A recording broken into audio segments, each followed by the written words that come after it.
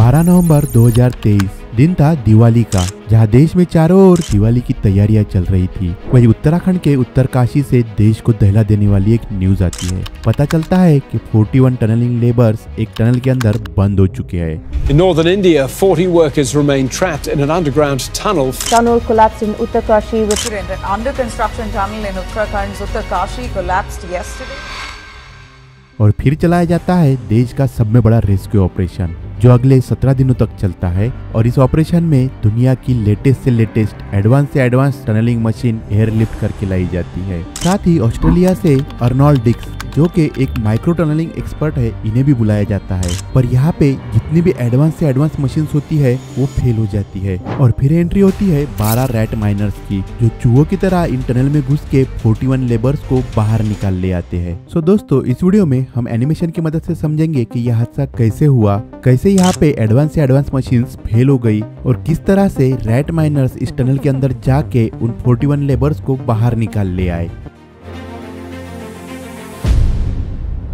दोस्तों, ये हादसा हुआ है सियारा बारकोट टनल के बीच, जिसका construction Navayuga engineering construction limited द्वारा किया जा रहा था। ये टनल बहुत ही इंपॉर्टेंट पार्ट है चार धाम ऑल वेदर रोड प्रोजेक्ट का, जो कि नेशनल हाईवे 134 से होते हुए धारसू से यमुनोत्री को कनेक्ट करता है। इस टनल के साउथ एंड पे आता है धारसू और इसके नॉर्थ एंड पे आता है यमुनोत्री। 4.5 किलोमीटर लंबी यह टनल यमुनोत्री का डिस्टेंस 20 किलोमीटर से कम कर देती है। दोस्तों, इस पूरे ऑपरेशन के दौरान हमें और एक नाम सुनाई दे रहा था, अर्नोल्ड डिक्स। अब काफी लोगों के सवाल होंगे कि ये है कौन। तो दोस्तों, इन्हें इंटरनेशनली काफी एक्सपर्ट माना जाता है इन तरह के अंडरग्राउंड कंस्ट्रक्शन के कामों में। साथ ही प्रेसिडेंट है international tunneling and underground space association के, और इन्हें काफी ज्यादा अवार्ड्स भी मिल चुके हैं इन तरह के कामों के लिए। साथ ही ये प्रोफेशन से एक बैरिस्टर है ऑस्ट्रेलियन हाई कोर्ट में, और गवर्नमेंट यहाँ पे किसी भी तरह का रिस्क लेना नहीं चाहती थी। इसीलिए इंडियन गवर्नमेंट ने इन्हें इन्वाइट किया था इस पूरे ऑपरेशन में हमारी हेल्प करने के लिए। जिसके बाद इन्होंने कई दिन और रात इसी टनल के बाहर वर्कर्स के साथ गुजारी और काफी ज्यादा हेल्प की इस ऑपरेशन को सक्सेसफुल करने में। इसके लिए हम हमारे चैनल और पूरी टीम की तरफ से इनका शुक्रिया करते हैं।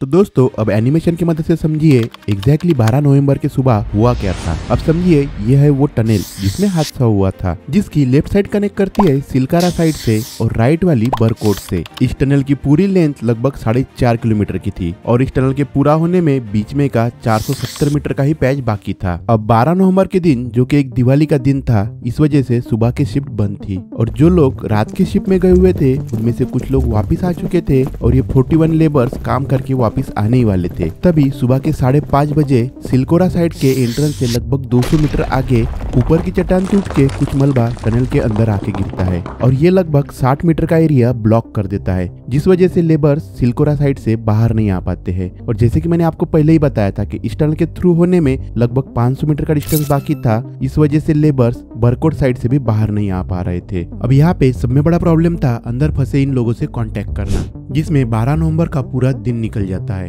क्योंकि टनल के अंदर मोबाइल की रेंज होती नहीं है और ये सब लेबर एक दूसरे से कांटेक्ट करने के लिए वॉकी टॉकी का यूज करते हैं। तो यहाँ पे वॉकी टॉकी भी काम कर नहीं रहा था। जैसे कि आप यहाँ पे देख सकते हैं, टनल के ऊपर के साइड में एक ऑक्सीजन सप्लाई करने वाला पाइप लगा हुआ था। यही पाइप यूज करके 13 नवंबर के दिन इन सभी अंदर के लोगों से कांटेक्ट किया गया और यहाँ पे एक अच्छी न्यूज मिली कि सभी लोग सही सलामत है। पर यहाँ पे अभी मेन प्रॉब्लम बाकी थी, इन लोगों को कैसे बाहर निकाला जाए। और उससे भी इम्पोर्टेंट था 2 दिन से अंदर अटके हुए इन लोगों तक खाना, पानी और ऑक्सीजन का सप्लाई करना। और वैसे तो अंदर की 2 किलोमीटर की टनल पूरी तरह से बन के तैयार थी, जिसके अंदर लाइट की, पानी की अरेंजमेंट तो थी और यहाँ पे लेबर्स इजीली मूव भी कर सकते थे। पर अभी सब में इम्पोर्टेंट था इन तक खाना पहुँचाना, जिसके लिए 14 नवंबर के दिन ड्रिलिंग करके अंदर के साइड में एक बड़ा पाइप डाला गया और इस पाइप के थ्रू इन तक खाना पहुँचाया गया।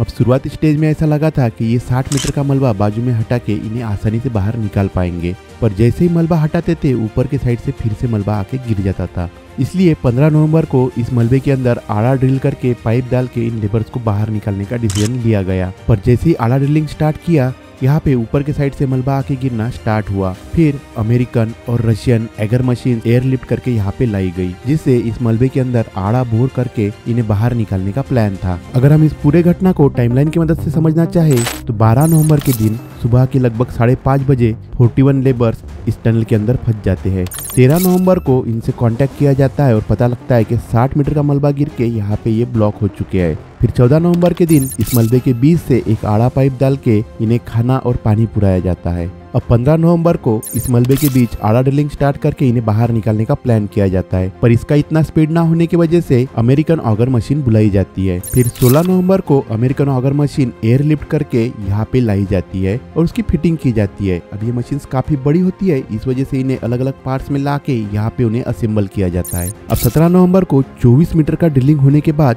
जब चौथा पाइप लगाया जाता है, ऊपर के साइड से एक बड़ा पत्थर गिर के यहाँ पे रास्ते पे आ जाता है और इस वजह से यहाँ पे इसका भी ड्रिलिंग बंद हो जाता है।